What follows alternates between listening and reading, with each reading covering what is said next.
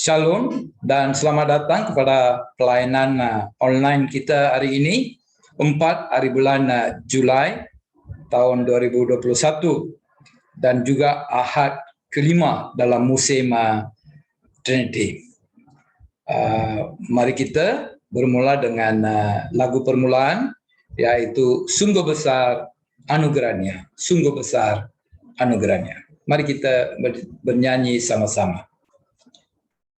Sungguh besar anugerahnya, pembaru hidupku, ku hilang buta bercela, olehnya ku sembuh.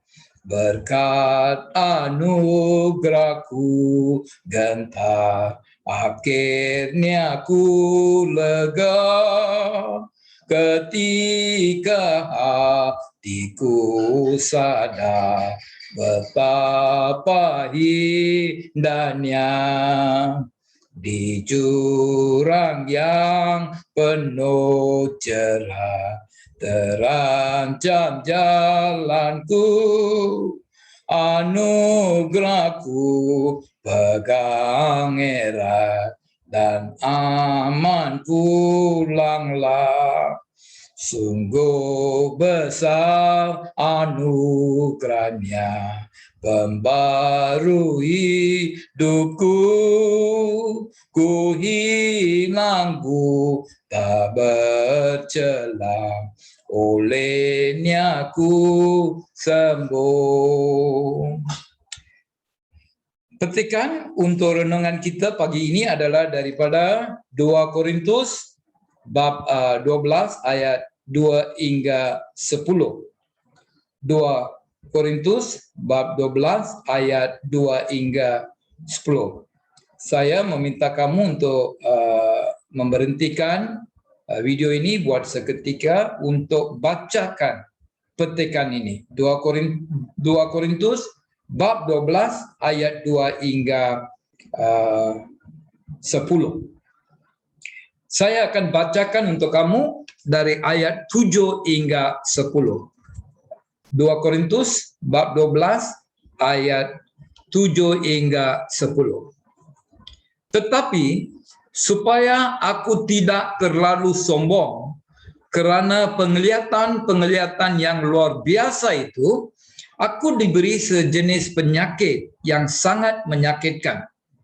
Penyakit itu alat iblis untuk memukul aku supaya aku tidak terlalu sombong. 3 kali aku berdoa kepada Tuhan supaya menghilangkan penyakit itu. Tetapi Tuhan menjawab, aku mengasihi kamu dan hal itu sudah cukup bagimu. Kerana kuasaku nyata sekali pada masa kamu lemah. Oleh itu aku lebih suka membanggakan kelemahanku supaya merasakan kuasa Kristus yang melindungi aku. Aku bersukacita ketika mengalami kelemahan, inahan, kesukaran, penganiayaan, dan kesusahan kerana Kristus. Aku bersukacita kerana ketika aku lemah, pada masa itulah aku mendapat kekuatan daripada Kristus. Mari kita berdoa. Tuhan Yesus, untuk pagi yang indah ini kita berterima kasih kepada Tuhan dan peluang untuk bersama melayani Tuhan dalam pelayanan online ini, kita juga berterima kasih. Terima kasih juga untuk petikan yang kita telah baca tadi dari 2 Korintus bab 12 ayat 2 hingga 10. Kita menyerahkan diri kita kepada Tuhan dan menjemput Tuhan untuk membawa firman-Mu kepada kita pagi ini. Kuatkanlah iman kita melalui firman-Mu. Berkati hamba-hamba-Mu. Dalam nama Yesus kita berdoa. Amin. Saudara-saudari sekalian, kita berterima kasih kepada Tuhan untuk peluang melayani Tuhan melalui pelayanan online ini. Walaupun suasana pandemik ini tidak memberi kita peluang berkumpul di gereja, tetapi daripada rumah kita, kita boleh melayani Tuhan dan dapat mendengar firman Tuhan. Saya harap kamu telah bacakan petikan yang diberi tadi dari 2 Korintus bab 12 ayat 2 hingga ayat 10. Dan saya juga telah bacakan untuk kamu dari ayat 7 hingga 10. Tajuk yang saya memberi kepada khotbah saya pagi ini adalah anugerah ataupun rahmat Tuhan dan kuasa Tuhan. Anugerah ataupun rahmat Tuhan dan kuasa Tuhan. Dalam hidup kita, kita berdoa kepada Tuhan. Kan? Semua orang kita selalu berdoa kepada Tuhan, meminta sesuatu daripada Tuhan ataupun untuk mengagungkan nama Tuhan. Apakah jawapan-jawapan yang boleh diberi oleh Tuhan kepada kita? Nombor satu, dia kata, okey, dengan serta-merta dia menjawab permintaan kita dalam doa. Kadang-kadang Tuhan kata tidak boleh, dia tidak memberi kita dan kita pun tidak tahu mengapa. So kita perlu tunggulah, tak tahu sampai bila, baru bila dia beri kita akan memahami kenapa Tuhan tidak menjawab permintaan kita itu. Kadang-kadang Tuhan melambatkan jawapannya. Dia akan beri tetapi bukan sekarang, pada masa yang akan datang. Sekarang masa tidak sesuai. Tuhan mengenali kita dan juga situasi kita. So dia tahu pelan-pelan yang dia ada untuk kita, untuk memberi rahmatnya, untuk memberi anugerahnya kepada kita dan untuk memberi berkatnya kepada kita. So dia tahu masa yang sesuai untuk menjawab doa kita. Saya tidak tahu adakah kamu mendengar tentang seorang mubalik missionary yang bernama Amy Carmichael, seorang mubalik wanita yang bernama Amy Carmichael. Now, bila Amy Carmichael ini berumur 5 tahun dan bila dia menghadiri Sunday School, cikgu di Sunday School memberitahu dia, jika kamu mau sesuatu, berdoalah, mintalah kepada Tuhan dengan iman dan Tuhan mesti akan menyempurnai permintaan kamu. So dengan penuh semangat dan penuh iman, budak kecil ini yang bernama Amy Carmichael pada umur 5 tahun telah berdoa. Masalah dia, mata dia brown, macam orang Asia. Bukan macam orang putih, mata biru. Mata ibunya mata biru. Tetapi mata dia macam kita, mata brown. So dia berdoa bahwa dia mau Tuhan memberkati dia dengan mata yang berwarna biru.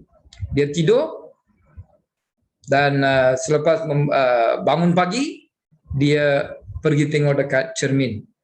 Dan bila dia tengok Tuhan tidak membuat mukjizat itu, dia sangat sedih pada masa itu. Sangat sedih sebab Tuhan tidak menjawab doanya ataupun permintaannya malam tadi. Tetapi lepas 20 tahun, dia telah menjadi seorang mubalik yang telah pergi ke India. Dan sebagai seorang mubalik, misinya adalah untuk menyelamatkan gadis-gadis remaja yang telah diperangkapkan untuk sesuatu kegiatan yang tidak bagus oleh kuasa-kuasa pada masa itu. So tugas dia untuk memasuk tempat itu dan mengeluarkan gadis-gadis remaja ini.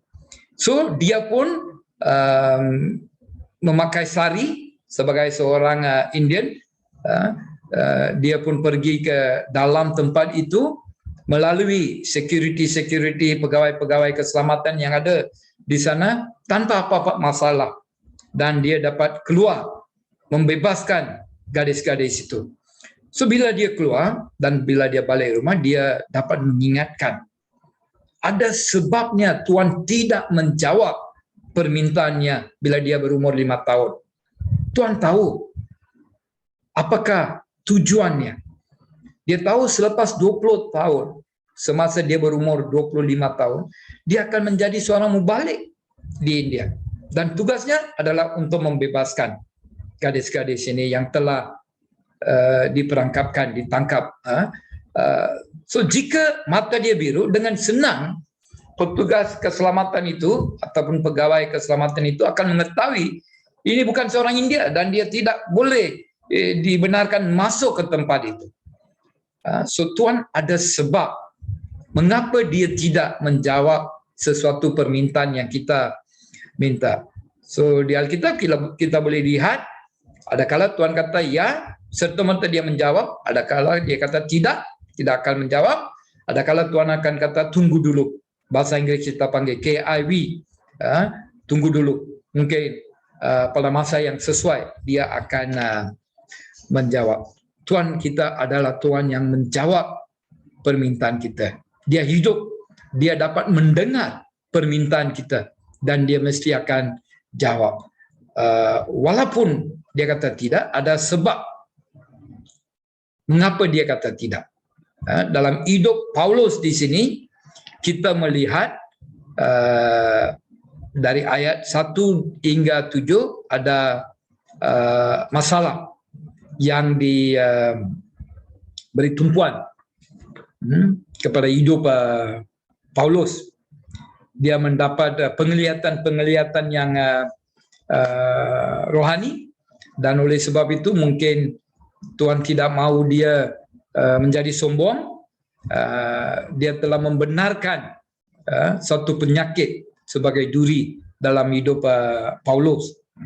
So itu masalah yang Paulus menghadapi. Walaupun dia seorang mubalik, seorang rasul Tuhan, tetapi dia juga ada satu masalah seperti duri, suatu penyakit yang menyakiti sangat tubuh dia. Kita baca dari ayat 1 hingga ayat 7.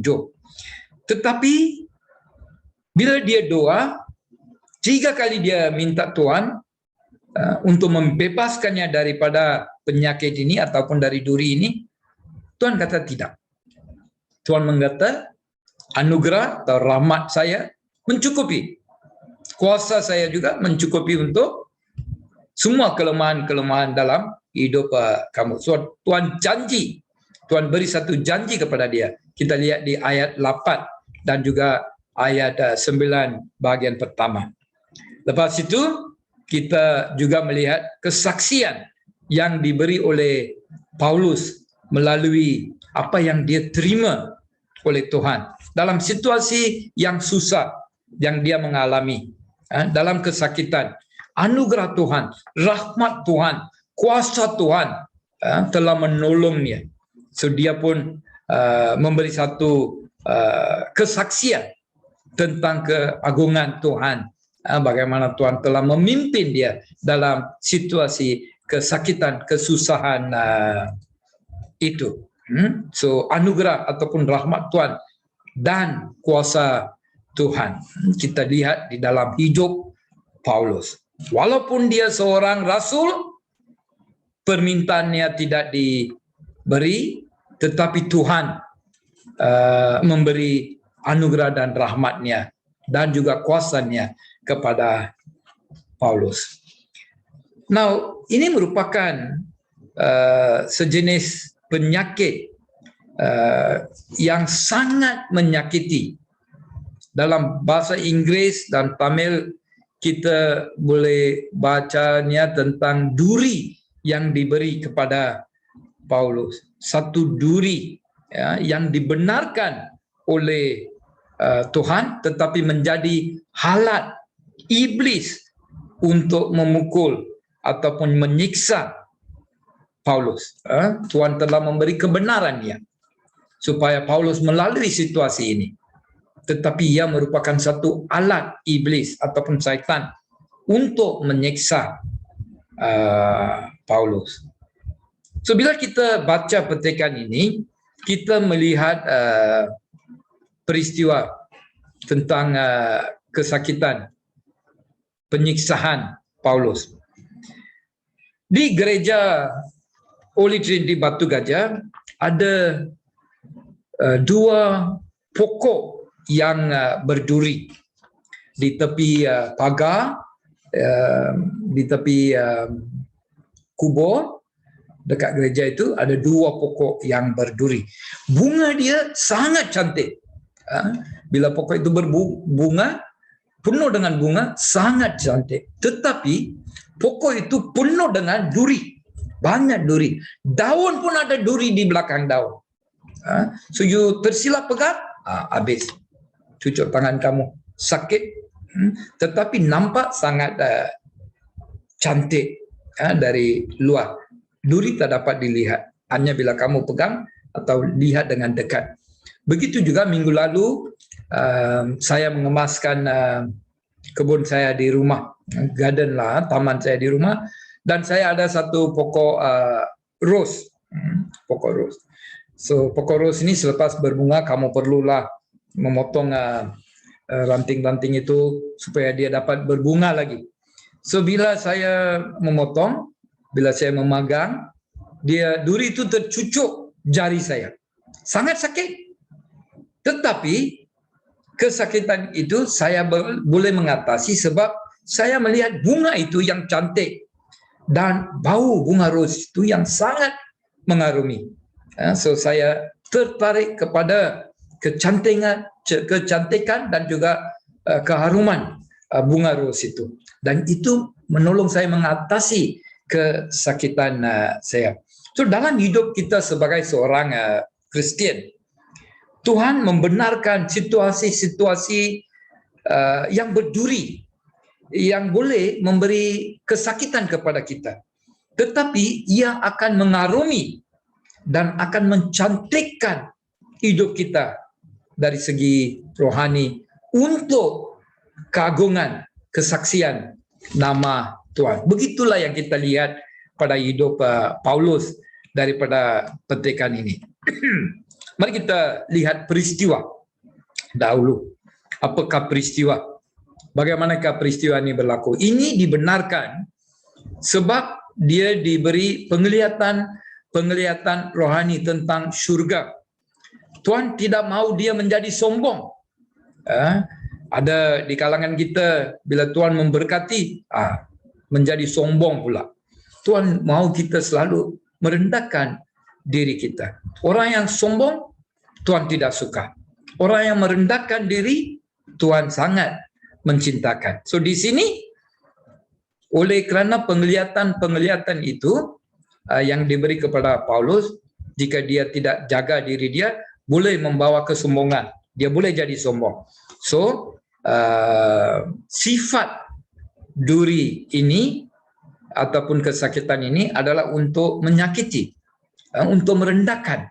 Walaupun dia rasul, walaupun dia seorang mubalik yang sangat masyhur, yang sangat kuat iman dia, tetapi dia diberi sifatnya penyakitan ini ataupun duri ini adalah di tubuhnya satu kesakitan untuk selalu merendahkan diri dia, supaya dia dapat berdoa kepada Tuhan. Sumbernya penyakit ataupun duri ini diberi kebenaran daripada Tuhan, tetapi yang merupakan satu alat yang iblis menggunakan, satu alat syaitan menggunakan untuk menyakiti mubalik ini, rasul ini. So dia merupakan kebenaran yang diberi oleh Tuhan. Jika kamu lihat Ayub, Job, begitu juga situasinya. Tuhan membenarkan syaitan menyiksakan Ayub itu. Begitulah situasi ya Paulus pun di sini. Tujuannya seperti sumber tadi ya, tujuannya untuk merendahkan diri Mubalik ini, supaya dia tidak sombong. Itulah tujuan duri ini ataupun kesakitan ini diberi kepada Paulus. Permintaan Paulus, dia berdoa 3 kali untuk Tuhan membebaskan dia, mengeluarkan duri ini dari tubuh dia, penyakit ini dari tubuh dia. Tetapi Tuhan tidak membebaskannya daripada kesakitan ini. Tuhan memberi rahmatnya, Tuhan memberi anugerahnya kepada Paulus, dan Tuhan memberi kuasanya untuk melalui situasi kesakitan ini.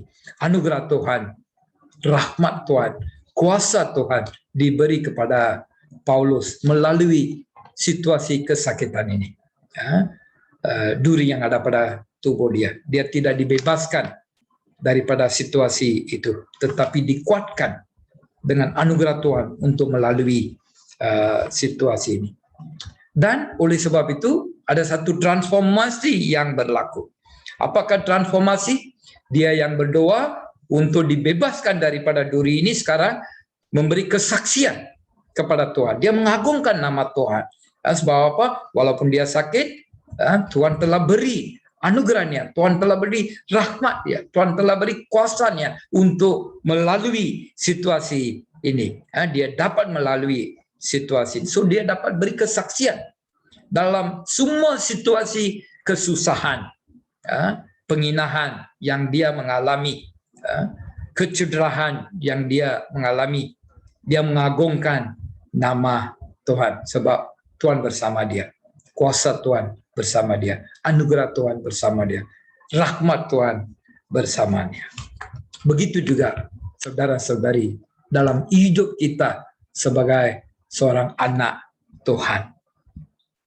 Semasa kita dilahirkan dari situasi buayan sampai bila kita mati dan masuk ke dalam kubur, keinginan kita bukan untuk mengalami kesakitan dalam hidup kita. Kita mau dibebaskan daripada kesakitan dan juga penyiksaan-penyiksaan dalam hidup kita. Kita tidak mau menghadapi situasi yang susah. Kita mau mengatasi semua situasi begitu. Kita mau Tuhan membebaskan kita daripada situasi yang boleh menyiksa kita, yang boleh menyakiti kita, yang boleh menyusahkan kita. Itulah keinginan kita daripada buayan sampai kepada kita masuk ke dalam kubur. Tetapi rancangan Tuhan adalah lain dalam hidup kita. Bila kita lihat hidup Paulus daripada petikan ini, walaupun dia minta, dia tidak diberi kebebasan, tetapi dia diberi anugerah Tuhan, rahmat Tuhan, ataupun kuasa Tuhan untuk melalui situasi itu dan mengagungkan nama Tuhan. Begitulah kamu dan saya. Kita mengalami situasi pandemik ini.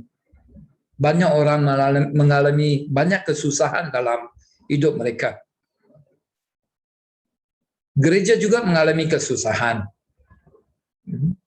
So, kita berdoa bukan untuk Tuhan membebaskan kita ataupun Tuhan membebaskan semua situasi-situasi ini. Kita berdoa bahwa Tuhan akan memberi, seperti Paulus kita berdoa untuk Tuhan memberi anugerah, rahmat dan kuasanya untuk mengalami situasi pandemik ini. Kita mungkin berdoa, kan? Saya pun berdoa juga kepada Tuhan untuk Tuhan membebaskan dunia daripada situasi COVID-19-nya, pandemik ini, dan Tuhan sembuhkan semua. Tetapi Tuhan mengajar kita daripada situasi ini, jangan doa untuk dibebaskan daripada semua situasi yang menyusahkan kita. Doalah untuk anugerah Tuhan. Doalah untuk rahmat Tuhan.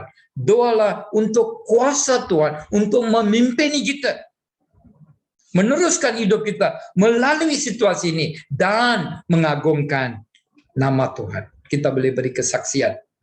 Walaupun saya disiksa, Tuhan melindungi saya. Tuhan membawa saya. Tuhan telah memimpin saya. So kita boleh beri satu kesaksian.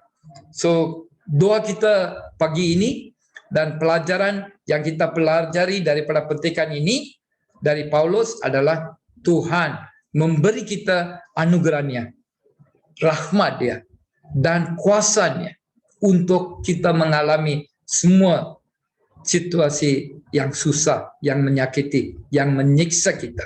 Biar apapun duri-duri yang kita ada, biar apapun kesakitan-kesakitan yang kita ada, Tuhan telah memberi anugerahnya, rahmatnya, kuasanya kepada kita. Kita perlu iman yang kuat untuk menerima semua ini dan melalui semua situasi. Dan pada akhirnya dia akan memberi satu pelajaran kepada kita dan kita dapat kemenangan. Nama Tuhan boleh diagungkan dan ia menjadi satu kesaksian yang membawa keagungan kepada nama Tuhan.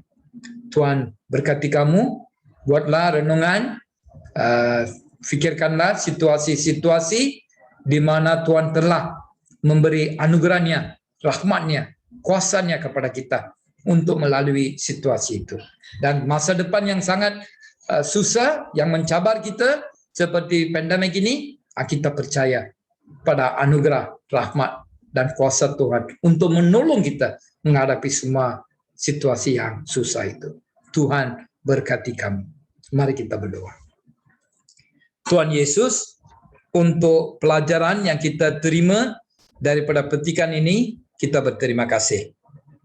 Kita berterima kasih kepada Tuhan untuk semua teladan-teladan yang boleh kita menerima daripada hidup Rasulmu Paulus.